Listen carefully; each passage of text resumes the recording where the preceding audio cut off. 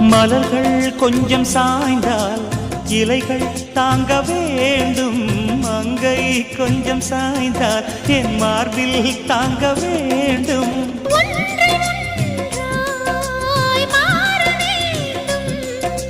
உன்னில் என்னை தேட வேண்டும்.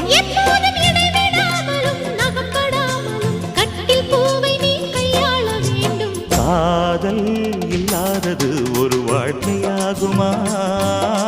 கண்கள் இல்லாமலே ஒரு காட்சி தோன்றுமா?